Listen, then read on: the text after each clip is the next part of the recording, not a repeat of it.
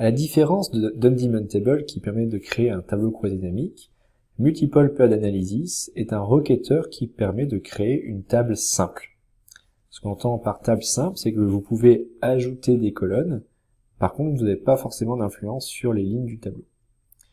Donc l'utilisation de Multiple Paired Analysis est vraiment très simple. On sélectionne une période de référence, ici par exemple je vais prendre décembre 2019, et ensuite on peut ajouter les dimensions et les mesures. Alors je vais mettre par exemple les marques, et les mesures en fait c'est une concaténation des indicateurs et d'une période temporelle.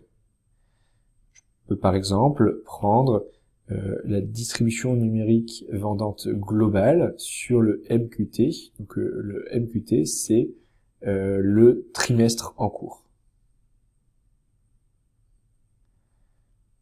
Je peux chercher une seconde dimension.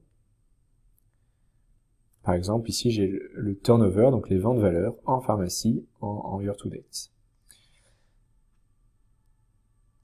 Donc mon tableau est parfaitement exportable sur Excel. Il suffit d'appuyer sur Export et donc de télécharger mon fichier Excel. Alors sachez qu'il y a deux modes de visualisation.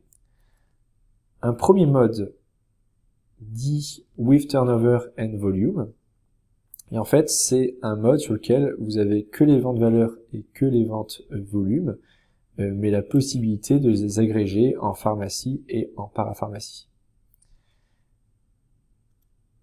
Et un deuxième tableau qui comporte des indicateurs avancés, donc les VMM, les distributions numériques vendantes et les distributions valeurs vendantes. Et cette fois-ci, c'est un tableau qui sépare les networks, c'est-à-dire que d'un côté, vous avez des indicateurs pharmacie, et d'un autre, les indicateurs parapharmacie.